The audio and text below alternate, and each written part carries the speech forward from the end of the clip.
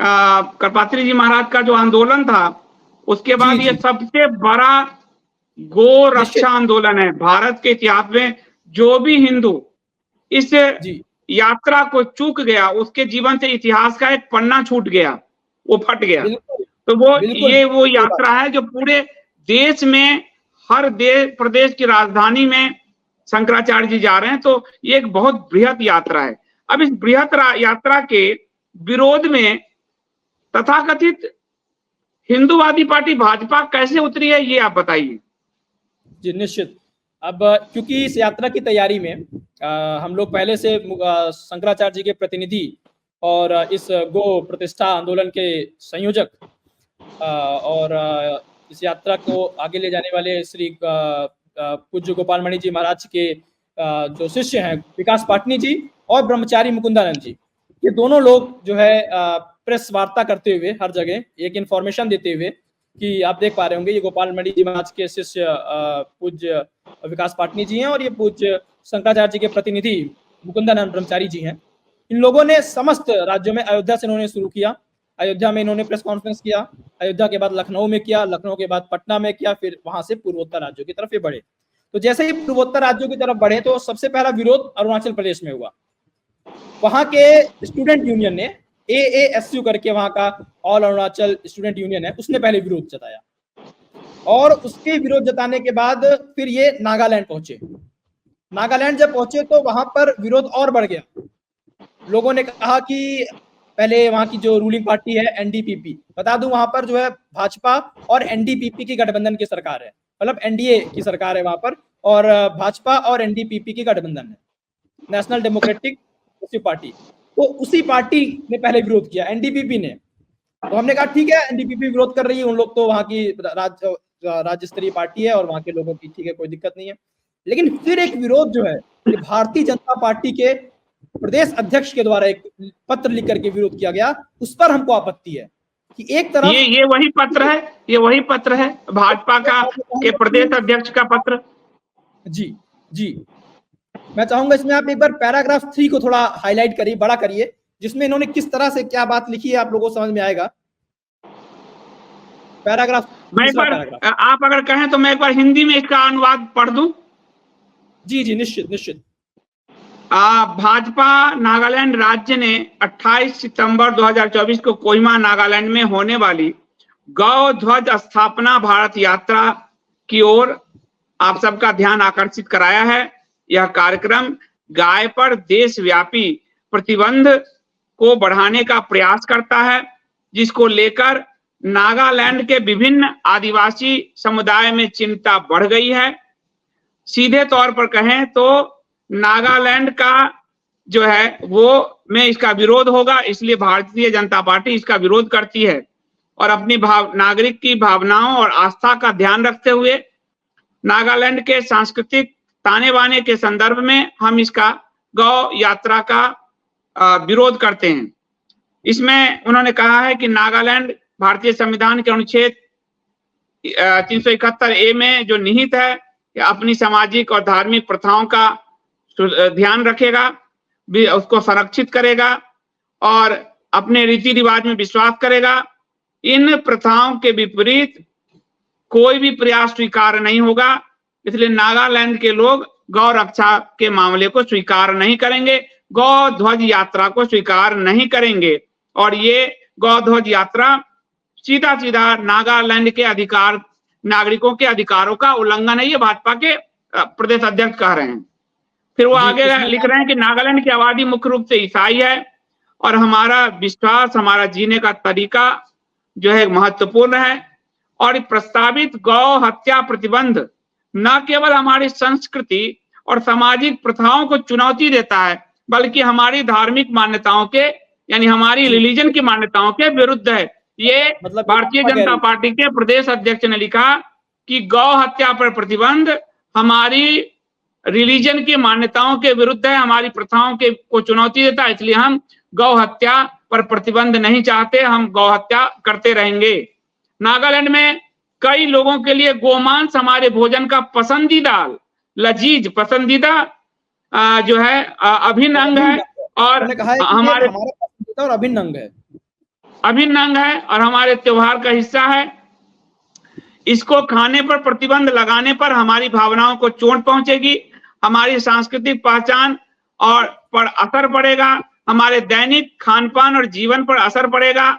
और इसको यदि गोवध रोकने को, गो हत्या रोकने को हम पर थोपा जाता है तो ये विभाजन को बढ़ाएगा और ये सामाजिक सद्भाव को कमजोर करेगा, विभिन्न समुदाय और धर्म के लोगों के बीच के जो रिश्ते हैं उसको खत्म करेगा। इसलिए गाय को कटने दिया जाए इनडायरेक्टली। और वो कह रहे हैं कि भारत एक धर्मनिरपेक्ष राज्य है, देश है, धर्म की स्वतंत्रता बिना किसी हस्तक्षेप के रीति रिवाज के पालन करने में है। हम दूसरों की मान्यताओं का सम्मान करते हैं, उसी तरह हमारी मान्यताओं का भी सम्मान किया जाए और हम इस विविधता का जश्न मनाते हैं। आप भी जश्न मनाइए, मतलब गाय के को काट कर खाने को जश्न मनाया जाए।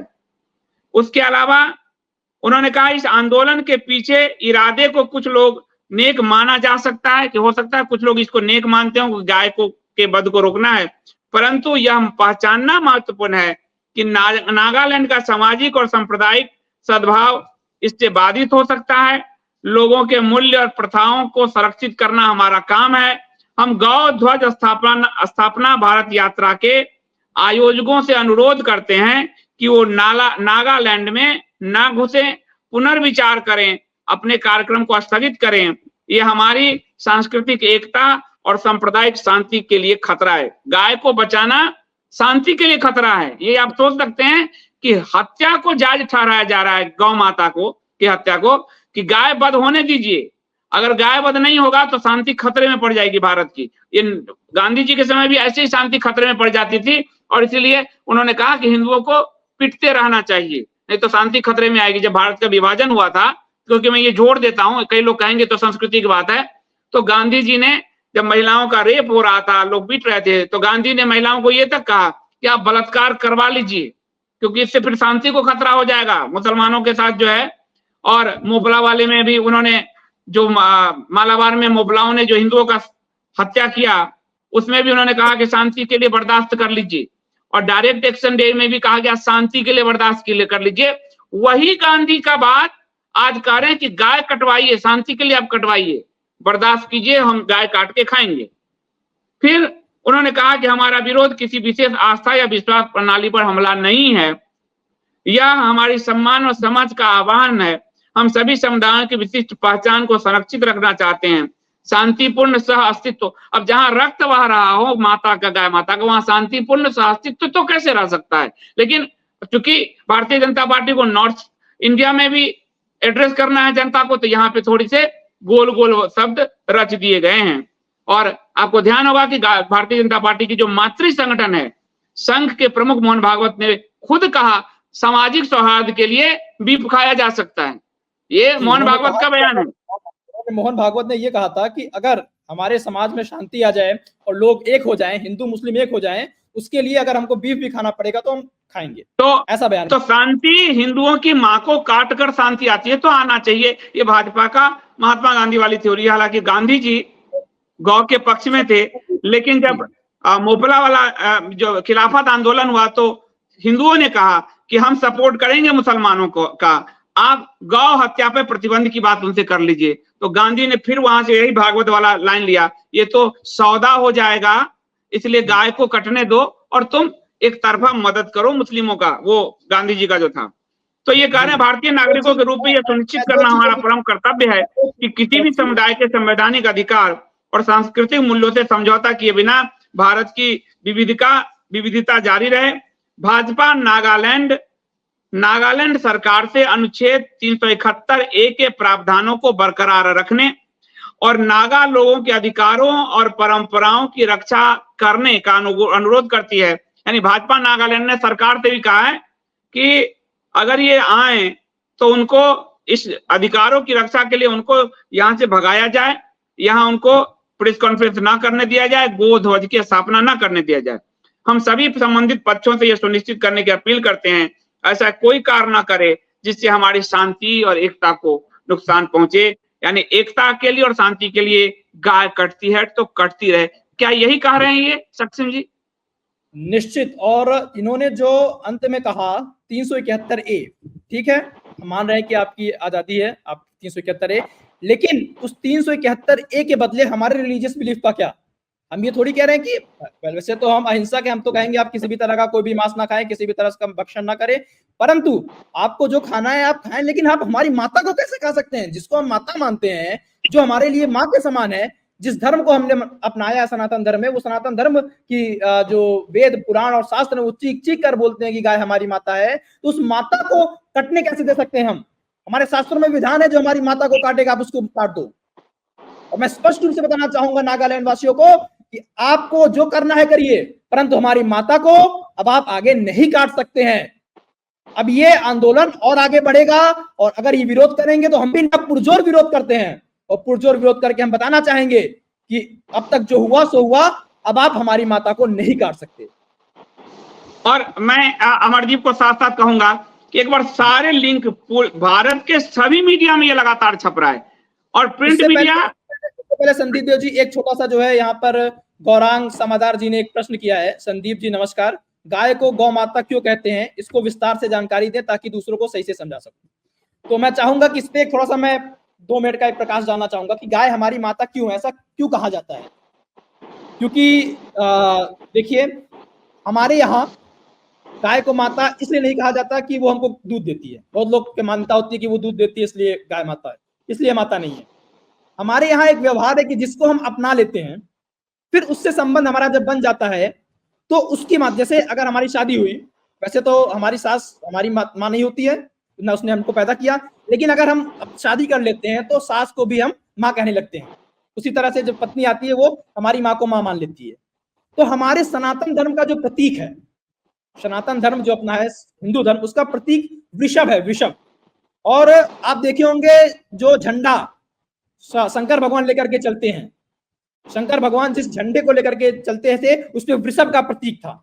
उस वृषभ के प्रतीक को सनातन धर्म का प्रतीक माना जाता है और हिंदू का प्रतीक माना जाता है, क्योंकि उस वृषभ की माता गौ माता है, और हमने उस सनातन धर्म को अपनाया है, सनातन धर्म को हमने अपनाया है। और उस वृषभ की, सनातन धर्म का प्रतीक क्या है, वृषभ। तो उस वृषभ की माता गौ माता है, इसलिए सनातन धर्म को अपनाने के नाते वो हमारी भी माता है। ये इसका असली कारण है कि गौ माता हमारी माता क्यों है। या तो आप अपने आप को सनातनी कहना छोड़ दीजिए कि हम सनातनी नहीं है, और अगर आप अपने आप को सनातनी कहते हैं, आपने सनातन धर्म अपनाया है, आपने हिंदू धर्म अपनाया है, तो आपको गौ माता को मानना ही पड़ेगा। इसीलिए हमारे गोत्र होते हैं, आप देखे होंगे हिंदू धर्म में गोत्र होता है। गोत्र क्यों होता है? क्योंकि हमारे जो पूर्वज हैं उन्होंने गौ रक्षा की शपथ ले लिया है, इस वजह से हम सबका गोत्र होता है।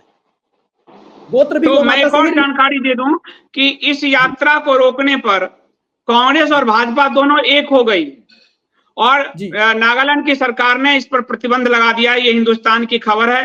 प्रतिबंध नागालैंड में लग गया। नागालैंड सरकार ने नहीं दी गौ महासभा की परमिशन, शंकराचार्य का पहुंचने का प्लान था, और इस पूरे मामले में कैबिनेट ने बैठक लिया है और राज्य सरकार ने यह निर्णय लिया है कि गौ ध्वज स्थापना यात्रा जो होनी है वो अब नागालैंड में नहीं घुसने दिया जाएगा इसका। और इस पर जो सत्ताधारी एनडीपीसी पार्टी है, जो बीजेपी के सहयोगी है, उसने वही धर्मनिरपेक्षता का राग आलापा है जो कांग्रेस आलापती थी, और उसने वही 371 का राग आलापा है, और कहा है कि इसी कारण हम नागालैंड की धार्मिक परंपराओं के अनुरूप ही नागालैंड विधानसभा ने 2019 में गौहत्या पर प्रतिबंध लगा के कानून को लागू नहीं करने दिया। और गौ वध पर प्रतिबंध के इस विरोध का नागालैंड कांग्रेस ने भी स्वागत किया है। यानी भाजपा और कांग्रेस जो आपको लड़ती हुई दिखती है, ये दोनों गाय की हत्या में बराबर के सहयोगी हैं। और आज नागालैंड में दोनों पार्टियों ने मिलकर, नागालैंड कांग्रेस ने भी प्रस्तावित गौध्वज कार्यक्रम की कड़ी निंदा की और कहा कि भोजन का चुनाव व्यक्तिगत स्वतंत्रता का पहलू है, ये किसी पर खाने का मामला नहीं थोपा जा सकता है। तो प्रतिबंध लगा दिया ये तो सक्षम जी नागालैंड की सरकार ने। नागालैंड सरकार ने सीधे जो है इसको कह दिया। कल एक कैबिनेट की बैठक हुई और उस बैठक में वहां की गवर्नमेंट ऑफ नागालैंड का, देखिए मुख्य चेहरा कौन था आप ये भी समझिए। बैठक में गवर्नमेंट ऑफ नागालैंड में भाजपा सरकार का मंत्री जो गवर्नमेंट ऑफ नागालैंड का स्पोक्स पर्सन है, उसके द्वारा ये बयान जारी किया गया। और उस नागालैंड बीजेपी के स्पोक्स पर्सन ने और वहां का मंत्री जो वहां का एजुकेशन मिनिस्टर भी है और टूरिज्म मिनिस्टर भी है, उस व्यक्ति ने, जिसका नाम मैं आपको बता दूं, उसमें जो है इस कैबिनेट के बैठक में तेमजेन इमालोंग जो बीजेपी का मिनिस्टर है और गवर्नमेंट ऑफ नागालैंड का स्पोक्स पर्सन है, उसने इस बात को कहा। ये शर्म की बात है कि मान लीजिए आपकी पार्टी, आपकी अलायंस से बात कह रही थी, तो आप, क्योंकि आप एक जगह बिहार में तो कहते हैं अमित शाह जी कि हम गौ हत्यारों को उल्टा टांग देंगे और हमारी सरकार तो आने दो, हम गौ हत्यारों को उल्टा टांग देंगे, बिहार में ये, और वहां पर आप सपोर्ट कर रहे हो। ये दोहरी नीति है, डबल स्टैंडर्ड क्यों? या तो आप अपने आप को हिंदू कहना बंद कर दो, और यदि हिंदू कहते हो तो सनातन धर्म के नाते से कि गाय हमारी माता है तो अपनी माता का संरक्षण करो। अरे क्या ईसाई, क्या एक और फैक्ट सक्षम जी, मैं एक और फैक्ट चाहता हूं, दे देता हूं ताकि आप लोगों को, क्योंकि आपने अभी कह दिया है कि भाजपा हिंदू हितों का संरक्षक है, तो मैं कुछ फैक्ट यहां से देना शुरू करता हूं। यहां से एक एक पहले एक स्लाइडर दिखा देता हूं, उसके बाद फिर हम लोग आगे बात कराएंगे। ये यहां से दिखाना शुरू करो जहां से मैंने मार्क किया है। ये भाजपा का स्टैंड है, no beef ban if we come to power in poll bounded north east state. 17 में इन्होंने साफ साफ कहा कि नॉर्थ ईस्ट में अगर मुझे आप सत्ता देते हैं तो हम गाय खाने की पूरी अनुमति बरकरार रखेंगे, बैन नहीं करेंगे। केरला के कैंडिडेट ने केरल में कहा, गिव मी योर वोट, आप मुझे अपना वोट दीजिए, I will give you good quality beef, मैं आपको उत्तम क्वालिटी का गाय मांस बीफ उपलब्ध कराऊंगा। बीजेपी ने के केरला कैंडिडेट ने इसकी घोषणा की। आगे बढ़ते हैं, हम अगला स्लाइड देखते हैं। जो चुनाव से पहले, लोकसभा 14 के चुनाव से पहले मोदी जी ने कहा था पिंक रेवोल्यूशन, उस सरकार ने पिंक रेवोल्यूशन बढ़ा दिया है। मनमोहन की, सोनिया की मनमोहन सरकार से कई गुना ज्यादा पिंक रेवोल्यूशन मोदी सरकार में बढ़ गई है। और ये बीफ एक्सपोर्ट में 2023 में दुनिया में दूसरे नंबर पर, ब्राजील के बाद भारत दूसरे नंबर पर खड़ा है बीफ एक्सपोर्ट में। उसके बाद हम नीचे एक और आते हैं, आपको ध्यान होगा कि कोलकाता के, बंगाल के जो भाजपा के जो केंद्रीय मंत्री हैं, उन्होंने बीफ एक्सपोर्टर को ट्रांसपोर्ट का पास जारी किया था। तो चूंकि आपने कहा कि वो धर्म की रक्षा के लिए भाजपा बोलती है, तो मैं उनके कई चेहरे दिखा देता हूं। तो केंद्रीय मंत्री, नकाब जो उनका है, मैं कहना चाहता हूं वो बेनकाब होना जरूरी है। हाँ, केंद्रीय मंत्री शांतनु ठाकुर हैं, जिन्होंने बीफ एक्सपोर्टर, जो बांग्लादेश में बीफ एक्सपोर्टर था, उसके लिए ट्रांसपोर्ट का पास जारी किया कि बीफ ले जाओ। उसके नीचे हम देखते हैं गोवा के मुख्यमंत्री का, इफ नो बीफ, यदि गोवा में बीफ उपलब्ध नहीं होगा, हम ब्रिंग लाइव एनिमल, हम जिंदा पशु लाएंगे गोवा और मीट कॉम्प्लेक्स का निर्माण करेंगे, बनाएंगे। तो ये भारतीय जनता पार्टी के गोवा के मुख्यमंत्री का बयान है। और फिर नीचे अगर आप देख लीजिए, और ये जो आपको चंदा जो है, गाय को माता बनाने वाली भाजपा ने बीफ कंपनियों से लिया 250 करोड़ का चंदा। यानी भाजपा नॉर्थ ईस्ट, भाजपा, मैंने आपको गोवा दिखा दिया, भाजपा मैंने आपको बंगाल दिखा दिया, भाजपा आपको मैंने केरला दिखा दिया, भाजपा का के समय बीफ एक्सपोर्ट में नंबर 2 हुआ भारत, वो दिखा दिया, और इतना ही नहीं, अंत में बीफ कंपनियों से चंदा लेना भी इनका दिखा दिया। तब तो अलावा नरेंद्र मोदी, इनके जो प्रधानमंत्री हैं, शर्म आती है हमको उनको कहते हुए कि देश के प्रधानमंत्री है, उन्होंने कहा था कि गौ रक्षक गुंडे हैं। मतलब वो जो गौ रक्षक हमारी गौ माता की सेवा करते हैं, हमारी गौ माता की रक्षा करते हैं, अरे अपने माता की रक्षा करने वाला गुंडा कैसे हो सकता है? हम अगर अपनी माता की रक्षा करें तो हम गुंडे हैं। तो सक्षम जी, अब आपसे यही सवाल है कि भाजपा गोवध के प्रति, यानी गोवध रोकने के प्रति कहीं भी गंभीर नहीं दिख रही है, ये मेरा इतिहास है कहना। बिल्कुल बिल्कुल सही बात है, गंभीर ये कहीं नहीं है, ये केवल एक लोगों को मतलब इस तरह से ढोंग रच रहे हैं, ढोंग रच करके लोगों को बेवकूफ बनाने की कोशिश कर रहे हैं। उत्तर प्रदेश में कहेंगे कि गौ हत्या होती ही नहीं है, सबसे ज्यादा गौ हत्या उत्तर प्रदेश में हो रही है। कहेंगे योगी जी की सरकार आ गई और बूचड़ खाने बंद हो गए हैं, सबसे बड़ा बूचड़ खाना उत्तर प्रदेश में चलता है। आपने अवैध बूचड़ खाने बंद किए, वैध बूचड़ खाने आज भी चल रहे हैं। तो इसका क्या? और इसके अलावा ये लोग तो इतनी बड़ी बड़ी बातें करते हैं, तो मैं तो साफ इनसे कहूंगा कि ईसाई धर्म का अगर लोग हो, जिसको माता कहेगा, क्या वो अपनी माता को कटने देगा? मुस्लिम जिसको अपनी माता मानेगा, क्या वो अपनी माता को कटने देगा? तो हमारे सनातनी जो हिंदू हैं, तो धर्म के नाते से हमारी माता है, क्योंकि हमने उस धर्म को अपनाया है, तो उस धर्म के नाते से, सनातन धर्म के नाते से हमारी माता है, तो हम अपनी माता को कैसे कटने दे रहे हैं?